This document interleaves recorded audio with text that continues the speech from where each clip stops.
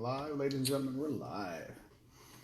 3, 2, 1, action, and welcome to Wellness Wednesday. Welcome to Wellness Wednesday, everybody. I'm glad to be back. We missed last week to my demise and to my got the irresponsibility a little bit. I needed to check in and let you guys know that things show up in the last second and we got to deal with them. And I got to let you know that, though. So I'm going to be more responsible in that area, okay? But so we got a couple of interesting topics today that we're going to talk about. But first, I want to let you know that welcome to Wellness Wednesday. This is week number 34. 34. Remember that? We started at 0. So more than halfway home, 2/3 of the way home. So that being said, we're gonna do this solo today. Solo, okay? Some people are getting their hair done. I got mine done. That's why I'm here. And I can be right in front of you. And so we're going to talk about what everyone's talking about a little bit. It's going to be about 2020 vision for wellness, all right? It's to see clearly where you want to go, what you want to do, and that's going to be one of our questions today. And we're going to talk about, and ask yourself, do you guys want to have a webinar? Would you be interested in having one? And what would you need to listen to what we have to say and what we can contribute to your life, okay? So we want to thank you for that. Again, welcome to Wellness Wednesday, brought to you by Final Step International, where we make sense of your life to empower you to move forward without hesitation. We want you to be a better you, a different you, or you that you choose to be. We want you to be whole, all right? That fragmentation that has happened in our lives, we want to put the pieces together so we can, be the person you want to be. So let's get to it, because time is money and money is time. Again, think about having a webinar, a Zoom session with us, Alina and I, and think of that 2020 vision for the new year, right? It's going to be 2020. So think clearly what you want to do, where you want to go, and how you want to get there, okay? Thank you for coming on, everybody. Appreciate that. Mr. Cannon, how you been? I'm going to see you soon. Hang in there. And let's talk about also, our next one will be about stress for the holidays. Holidays are stressful because family, my goodness gracious. Sometimes our family members can get on our nerves, and we can respond and react in a way that is detrimental to our health. So we'll talk about that next week. I'll make a note of that, okay? But so what's our first question? We talk about our first question is about family-owned businesses, okay? And family-owned businesses, they're 60% of what America's gross national product, okay? And there are a lot of them out there, and a lot of them are having troubles. Only 10% of family-owned businesses make it, or financially independent. 10%. That means what are the other 90% doing? All right. And then you have 10% survive the third generation, which means that most of the children of these parents or the founders of these companies do not want to follow in their parents' footsteps, and that's kind of difficult. So what do you do with that? So we're going to talk about what are some of the pitfalls of a family-owned business. Okay. And one is, that I've encountered, is lack of interest. I don't want to do what you do, dad or mom, because this is not my interest. I want to do something else. And some parents have a hard time with that. And what they need to do is think about, why did you have the business in the first place? Was it to pass it on to your kids? And the next question is, what if your children do not respond the way you want them to? Remember, we can have kids, but can we make them do what we want? That's the question. And so that's where we rely on that. And another, we call it a pitfall of a family-owned business. It's just pitfalls. Remember, there's a bright side to this, but we talked about that at the beginning. Only 10% survive, okay? Is conflict. This is where family dynamics comes in. There we go. Family dynamics comes into this area, is conflict. Now, remember, we talked about conflict is not getting your needs met in a certain situation. So what happens in a family-owned business? Who wants what? Who's in charge? Who gets paid who gets paid what? What are my responsibilities? Why can't I have that? They have that. All kinds of things that I've encountered. I'm talking to family-owned businesses who are in, shall we say, a stressful situation and on the brink of breaking up the family. So my goal, or our goal of this company, is to keep the family alive in family-owned businesses. Forget the business part per se. I don't want to handle the family and how you can handle yourselves. If this is what you want to do, are you going to make the right steps to keep the family whole? This is your only family you got. If you got a good family, you want to keep them together, right? So think about that. Another thing we want to talk about is nepotism. You guys know what nepotism is because I know you, you're a friend of mine, a relative of mine, I'm going to hire you. And when you hire someone who is a friend of yours, do we give them the same responsibilities? Do we treat them differently? Are they going to put in the same effort as someone you don't know and you hired because of their resume and the qualifications they have? So think about that, okay? And another one we can look at is lack of training. Do we provide the right kind of training? Because remember, because we know these people and they're our family members, do we treat them differently? Think about that. Do we? I would say so. But you got to understand, do you want that person in your family business, that relative, that individual who says they want to work for you, but actions are stronger than words? Okay? And then you have the pressure of family members. There's a lot of pressure when running a family-owned business. But I'm going to give you a good example of a family-owned business. Did you know that Wiener Schnitzel is run by a woman, the matriarch, and they are a family-owned business?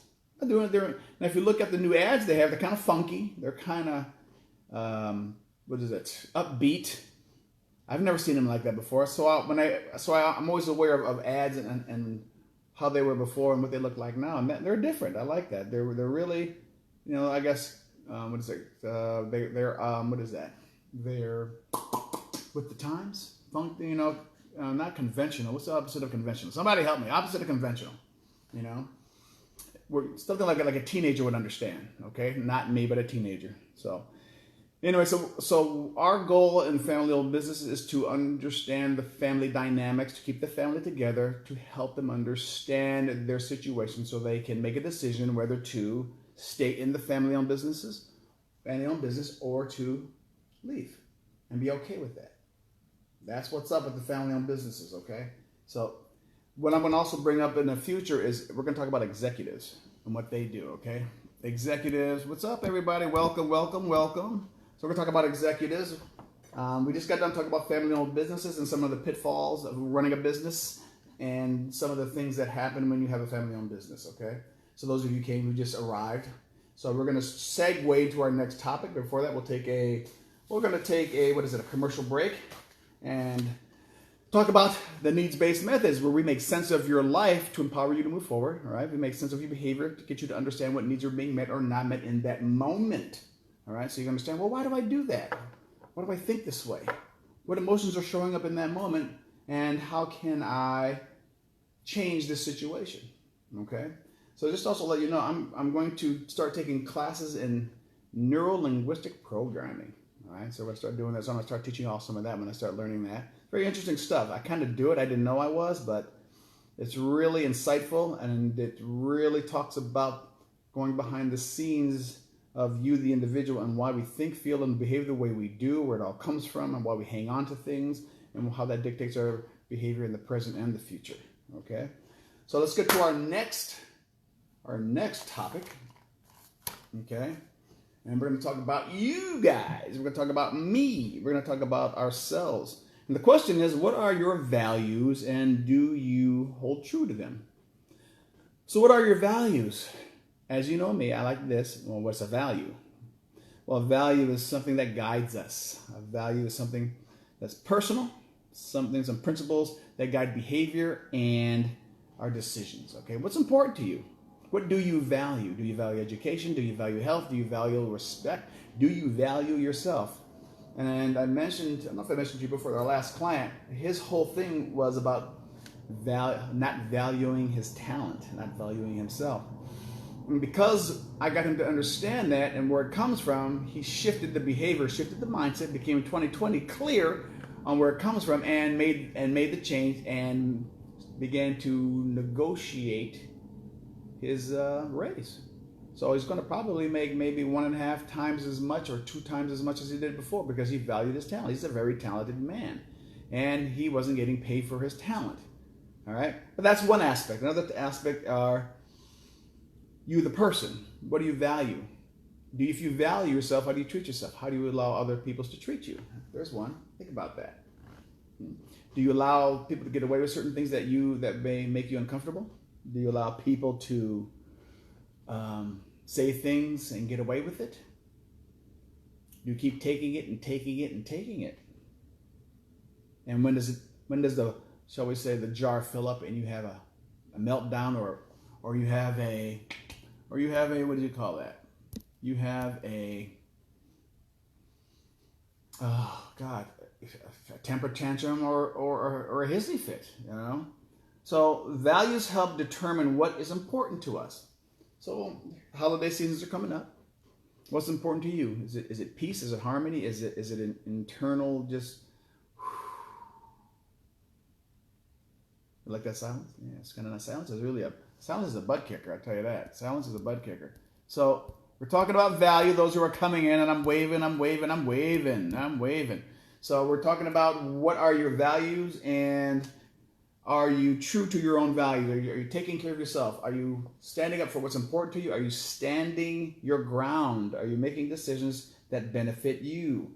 So values help you identify who you are. They help you stand up in life, and they help you say what you want to say, okay? And that's important, because if you don't stand up for yourself, who's going to stand up for you? That makes sense? Who's going to stand up for you? Who's going to tell you that you're worthy? Who's going to tell you that you're good enough? It's nice that other people do, but you got to know that now. You got to believe that in yourself. And you may not get it from the other person. So think about values. So the holidays are coming up. Are you going to value, what are you going to do to not protect yourself, but take care of yourself when it gets stressful? You know, get all these family members together. And what if you're doing something that they didn't expect you to do? What are you going to, how are you going to handle it? You know, you made an improvement in something. You've accomplished something. And you know, you got the haters out there, and they may not appreciate this progress you're making. How are you going to stand up for yourself? How are you going to value your change? How are you going to, here's one of the most powerful words I've always taught clients is this: learn how to say the word no, or no thank you.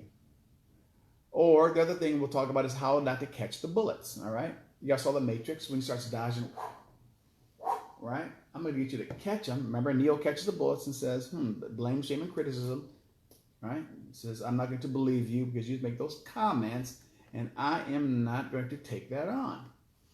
So you got to know your truth, and you need to know that you are worthy of what you deserve. And one of the things I've learned is that if you stand up for yourself and you take pride in who you are, there's a price to pay for that. The price to pay is you may lose friends. The price you pay, you may not have people treat you the same.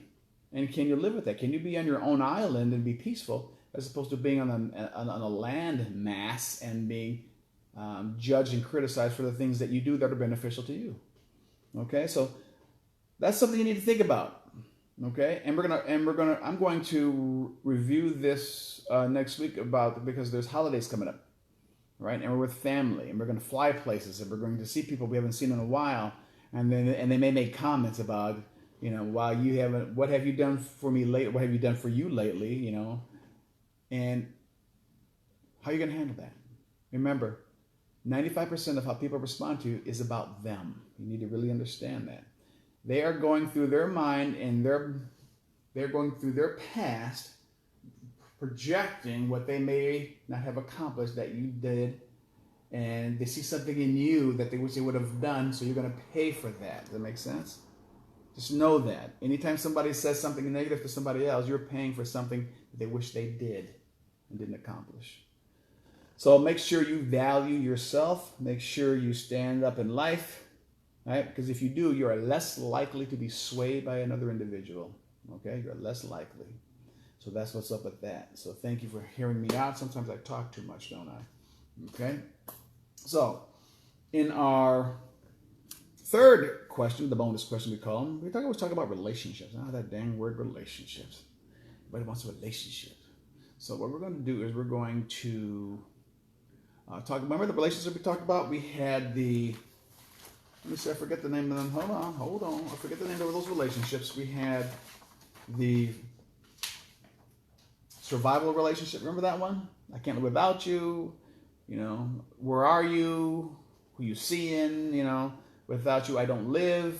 I will sacrifice my soul and heart to stay in a relationship in order to get food and shelter. Okay? That's your basic survival relationship. We talked about that. We talked about the validation relationship, okay? Where you date someone or you hook up with somebody to get validated, because in most popular validations, forms of validation are money and sex.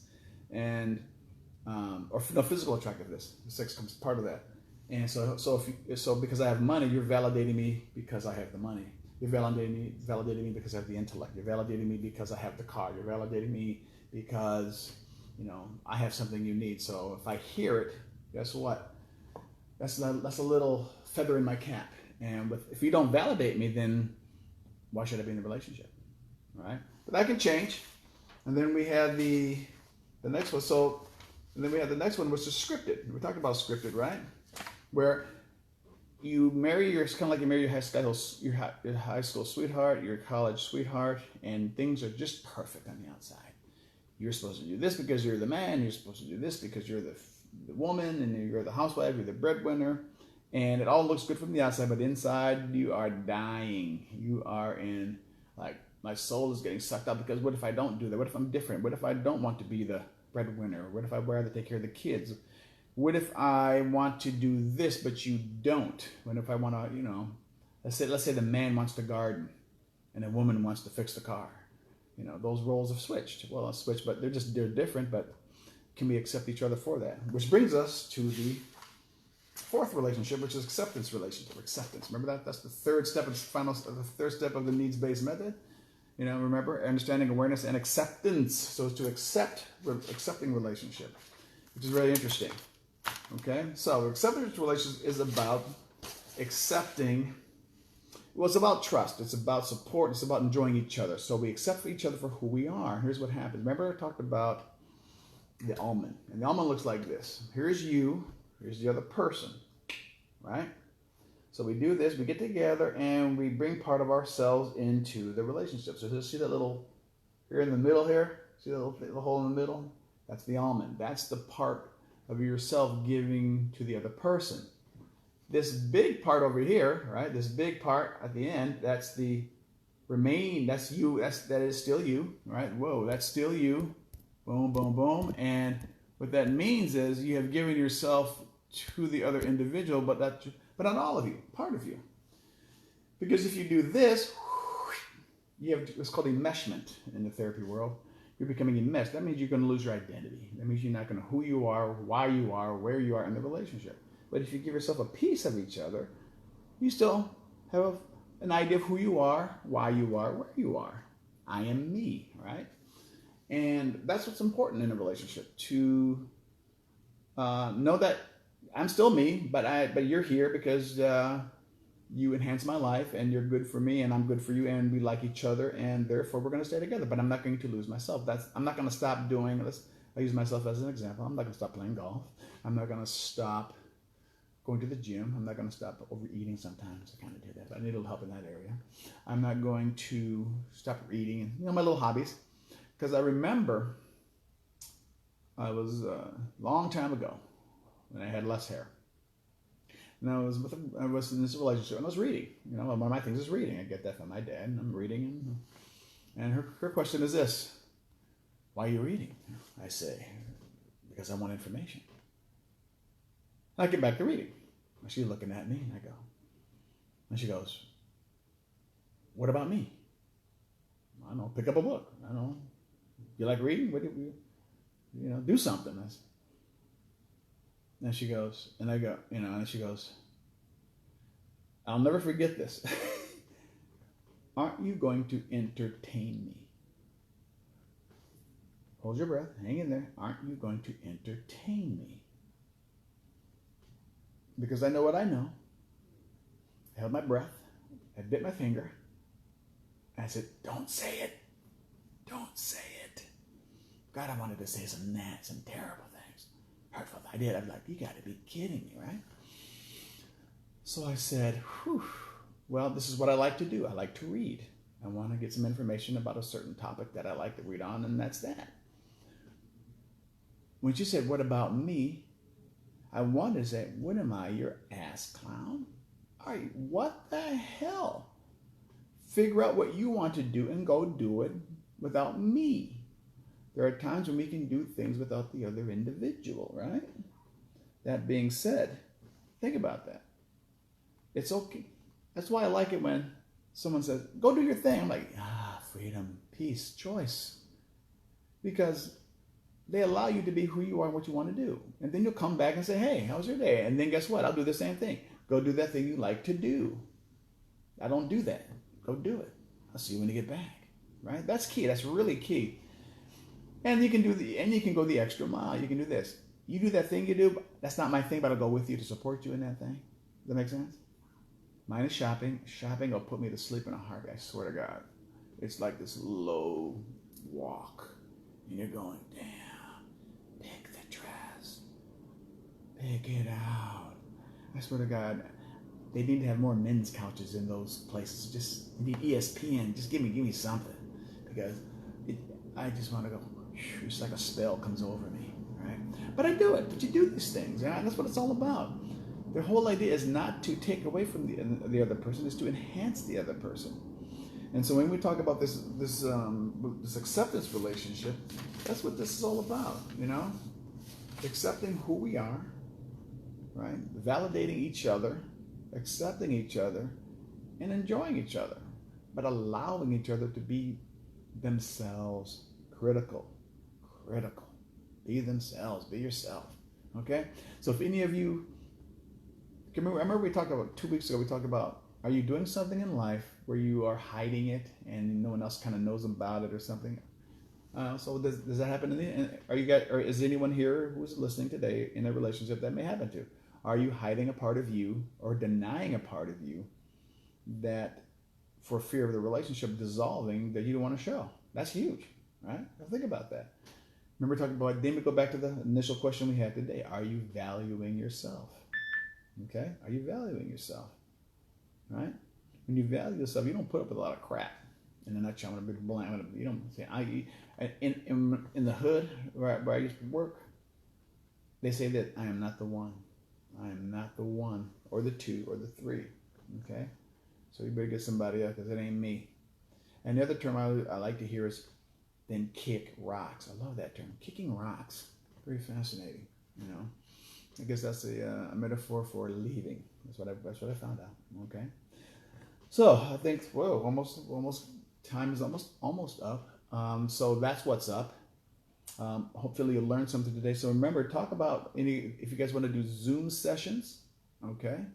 And if you want to think about a topic that really helps you understand certain things that you may not have a handle on. All right, that's my goal, is to be the detective, sift through the minutia, and find out what makes it tick, okay? And one of the last things I want to talk about is, remember, there's the whole thing, even Oprah's doing this, you know, is about 2020 vision for the year 2020, you know? Be clear on what you want to do, where you want to go, how you want to be. As you know, life is short, as you see on the news all the time.